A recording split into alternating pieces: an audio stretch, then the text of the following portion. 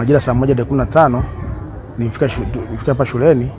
Wakati shughuli za usafi zikifanyika hapa shuleni, wanafunzi wa darasa la 5 walinifuata ofisini baada ya kuja kuona mfuniko wa shimo la choo uko wazi na wameona kiroba cha mtu anaelea.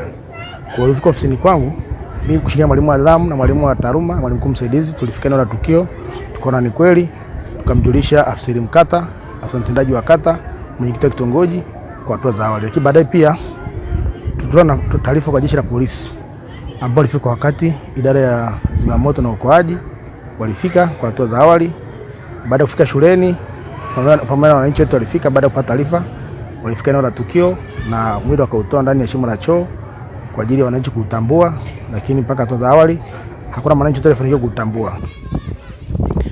Mimi nimeamka asubuhi, nilikuwa kwenye biashara zangu za ujasiriamali, napika vitumbua. Kwenye mida ya saa 1:20 mwalimu mkuu kama nipigia simu kwa mwenyekiti, kuna tukio hapa katika shule yetu ya msingi Lutozo. Baadaye nimefika kweli kwenye tukio. Kweli tukakuta kwenye hilo shimo kulikuwa na mifuko miwili, na maana kama vile mtu kavikwa, mfuko wa kwanza na wa pili ukashonwa.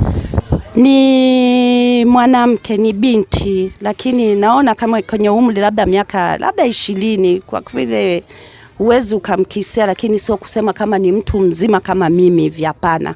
Jamii ilikuwa imekusanyikana hapa, kila anayekuja kumtazama hivi amtambue. Imeshindikana kutokana na vile alivyokuwa usoni, macho yamevimba, mdomo, ulimi umetoka. Kwa kweli hakuweza kutambulika kwa mtu yoyote. Tuache jamani kufanyana unyama kama huu. Wote binadamu tumeumbwa, na kila mtu muda wake ukifika atakufa tu, lakini matukio kama haya yaliyojitokea katika shule ya msingi Lutozo yanasikitisha.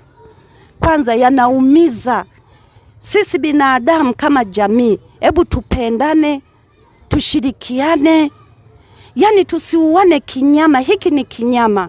Labda kila shule hapa ingelikuwa na walinzi, ingelikuwa ni vyema zaidi, tungepunguza matukio kama haya.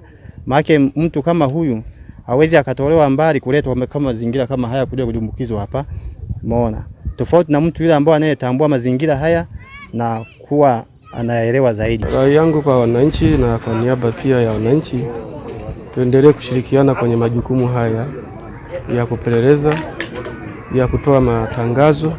Kama kuna mtu amepotelewa na ndugu, afike kwenye ofisi zetu ama kituo cha polisi kwa mawasiliano zaidi, kwa sababu hata hivyo hatuna taarifa na mtu aliyepotea.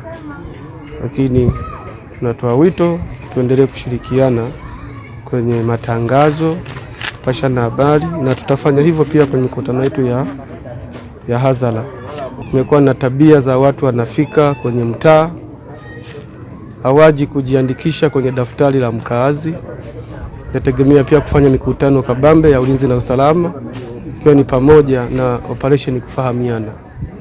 Operation kufahamiana majirani itaendelea, lakini pia nitoe wito kwa wananchi, endapo wataona watu wenye vitendo vya kufanana na ukatili, watoe taarifa mapema ili tuweze kukusanya taarifa na vyombo vya habari viweze kuwajibika.